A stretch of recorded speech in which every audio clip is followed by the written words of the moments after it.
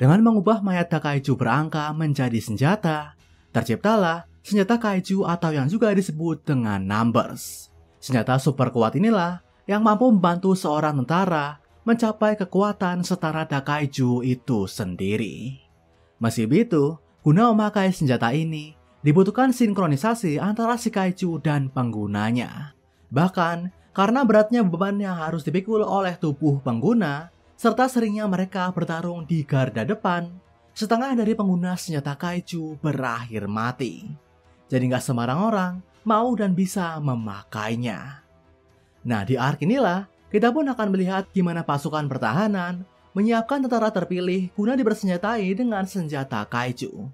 Sebagai persiapan menghadapi rencana besar kaiju nomor 9, langkah antisipasi besar-besaran juga harus dilakukan. Jadi sebelumnya di markas Divisi 3, Hoshina melakukan interogasi pada kaiju nomor 10.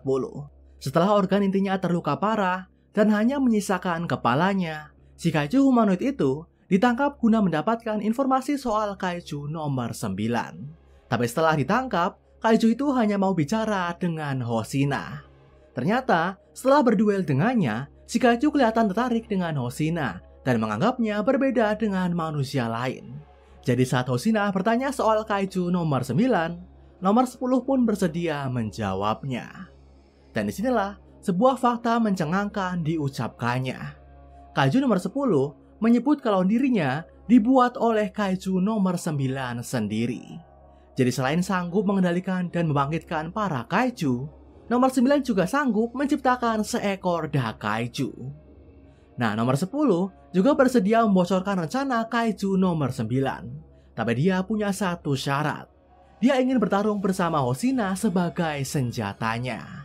Yap, inilah pertama kalinya seekor kaiju dengan kesadaran penuh bersedia menjadi senjata.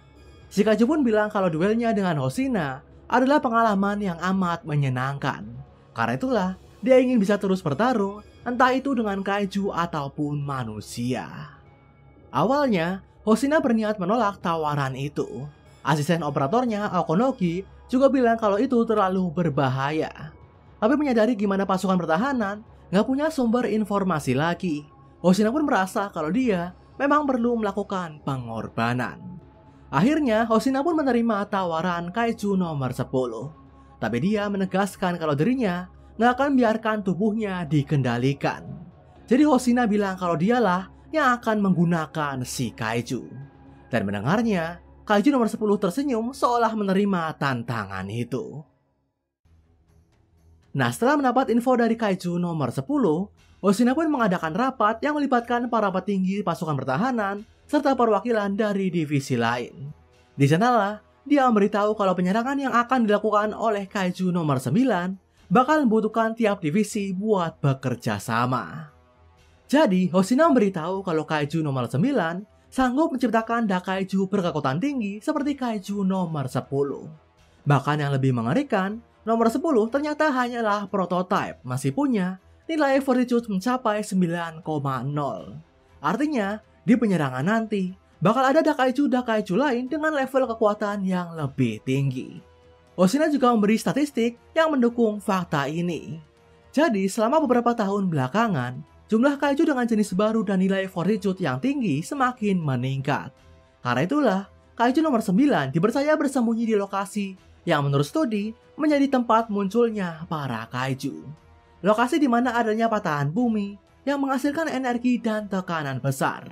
Di sanalah terdapat zat bawah tanah beserta flora dan fauna yang menjadi asal muasal terciptanya para kaiju.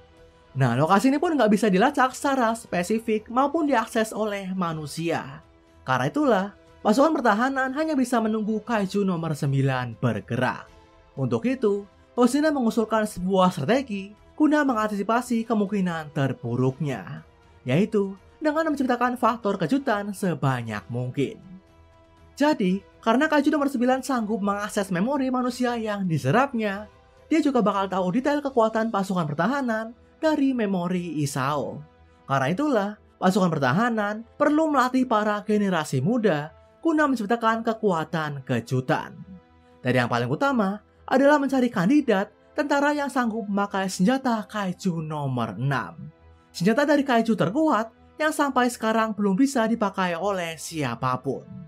Dan disinilah Hoshina dan Mina mengusulkan nama Reno Ichikawa sebagai kandidatnya. Jadi kaiju nomor 6 sempat disebut sebagai rajanya kaiju oleh pasukan pertahanan. Dengan level kekuatan mencapai 9,6, kaiju ini juga pernah mengakibatkan bencana kaiju dengan serangannya.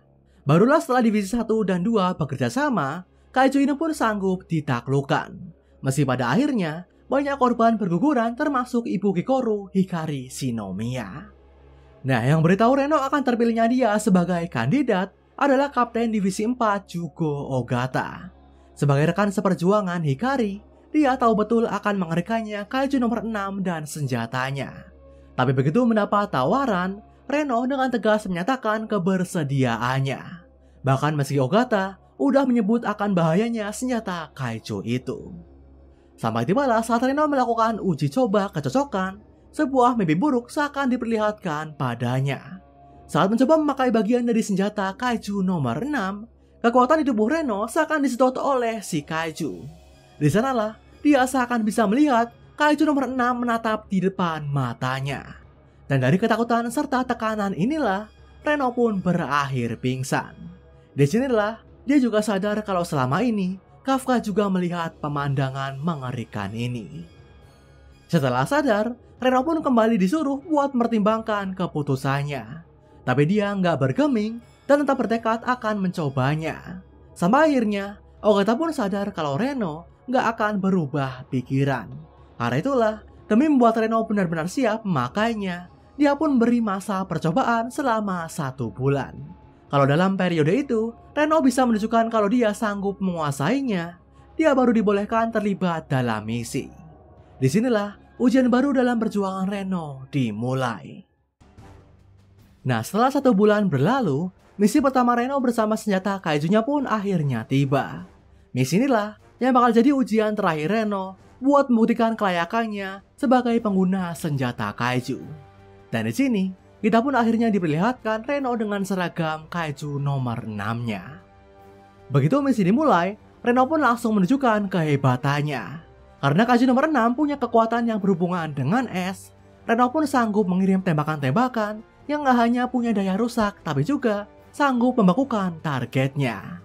Reno juga sanggup mengeluarkan es di tubuhnya dan makanya buat menempelkan tubuhnya di berbagai objek.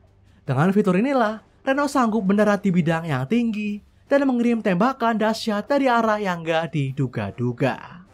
Nah, di saat Reno menunjukkan kekuatan barunya, Iharu yang satu regu dengannya merasa semakin tertinggal.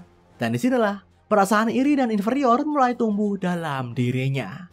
Sebagai lulusan terbaik di sekolahnya, Iharu selalu merasa kalau dia punya potensi besar. Tapi semenjak menjadi tentara, dia merasa seakan perkembangannya telah diam di tempat. Berbeda dengan Reno dan rekannya yang lain, Iharu merasa telah tertinggal jauh.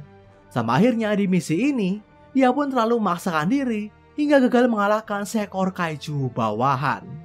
Reno sendiri terus menggila dengan senjata kaijunya. Di misi ini, dialah yang bakal bertugas buat mengalahkan kaiju induk atau Honju. Dan begitu dia berkontak dengan si Honju, pelepasan output maksimum pun dilakukan. Dengan output seragam mencapai 43%, Reno kelihatan sanggup menciptakan lebih banyak es dari tubuhnya. Saat itulah, hanya dengan menyentuh kaki si Honju, dia sanggup membekukannya dan membuatnya gak bergerak. Tapi saat Reno menaiki si Honju dan menembaki tubuhnya, dia gagal membuat luka yang bisa mengekspos organ intinya. Karena si Honju ternyata punya kulit yang sangat keras dan regenerasi yang terbilang cepat. Merasa kalau dia butuh kekuatan lebih, Reno pun terus meningkatkan output seragamnya. Aksi ini jelas membuat para operator khawatir karena ada kemungkinan kalau tubuhnya nggak bisa bertahan.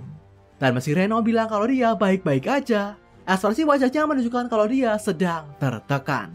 Dan disinilah Kapten Ogata sadar kalau Reno terlalu terbebani dan mencoba memaksakan diri. Meski dengan output yang mencapai 51%, Reno masih gagal menembus kulit si Honju.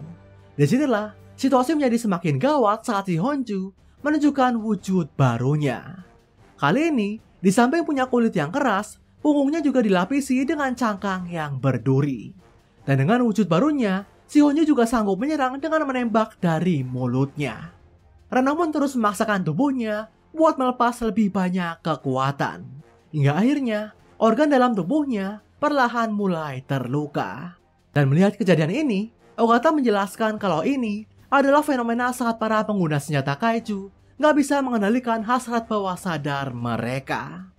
Jadi setelah mendapat energi super besar dari seekor kaiju, stimulasi otak mereka bakal mengalami kenaikan abnormal. Alhasil, segala hasrat terpendam dalam diri mereka bisa melimpah ruah. Jadi saat ini, hasrat Reno buat bertambah kuat telah mengambil alih pikirannya hingga membuat dia nggak peduli dengan kondisi tubuhnya. Reno pun mulai bertarung dengan sembrono. Sampai saat dia mencoba mendarat dari ketinggian, kaki kirinya pun patah dan nggak sanggup bergerak. Akhirnya disinilah Ogata memutuskan buat menghentikan Reno melanjutkan misinya. Atau dengan kata lain, dia bakal dinyatakan gagal. Dan mendengar hal ini, di dalam pikirannya, Reno pun merasa amat putus asa. Sementara hasrat terdalamnya terus semakinnya dan menyebutnya lemah. Tapi di saat situasi seakan tanpa harapan, Iharu berteriak dan mohon ke Ogata buat memberi Reno waktu. Saat itulah, dia pun berlari ke arah Reno, meski di sekitarnya terdapat bekas bekuan es.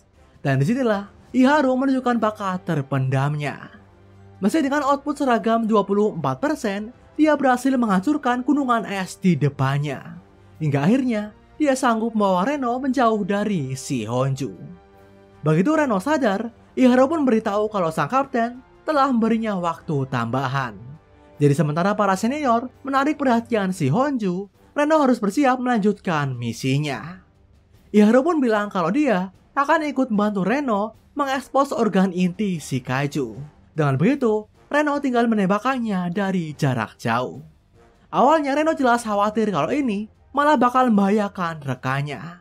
Tapi Iharu menegaskan kalau Reno nggak perlu meremehkannya. Sebagai sosok yang lebih muda, Reno harusnya lebih mengandalkan rekan-rekannya. Karena itulah, dia nggak perlu memikul semua beban di pundaknya. Iharu pun lalu maju menghadapi si Honju. Disinilah, Ogata meminta operator terus melacak output seragam Iharu karena dia merasakan adanya keganjilan. Dan benar aja, meski dengan output seragam yang rendah, Iharu sanggup melepaskan tembakan super besar dari senapannya. Ternyata dari awal, output Iharu emang gak stabil dan hanya ketika dia fokuslah, outputnya bisa mencapai 42%. Disinilah, Ogata menyebut kalau Iharu bisa menjadi tentara yang sangat kuat dengan bimbingan yang tepat. Iharu juga kini telah berdamai dengan keterbatasannya. Meski begitu, dia bertekad nggak akan menyerah dan bakal terus berjuang mengejar rekan-rekannya. Iharu pun berhasil mencapai tubuh si Honju hingga akhirnya dilepaslah tembakan ke bagian yang telah membeku. Alhasil, dengan lepasan energi yang amat besar, organ inti si kaiju pun berhasil terekspos. Dan disinilah, setelah menenangkan dirinya, Reno sanggup melepas tembakan esnya dengan lebih kuat dan akurat. Hingga akhirnya, sanggup menghancurkan organ inti si Honju. Dengan inilah, usaha Reno dan Iharu pun berakhir sukses. Setelah sanggup menyelesaikan misinya, Kapten Ogata pun meresmikan Reno sebagai pengguna senjata kaiju nomor 6. Meski Reno sempat menunjukkan sikap keras kepalanya, berkat bantuan Iharu, dia juga telah belajar pentingnya mengandalkan rekan-rekan. Karena itulah, Ogata percaya kalau mulai sekarang, Reno bakal sanggup mengendalikan senjata kaijunya. Sementara itu, berita soal Reno yang berlatih menjadi pengguna senjata kaiju nomor 6 akhirnya sampai ke telinga Kafka. Awalnya, dia khawatir dengan temannya itu.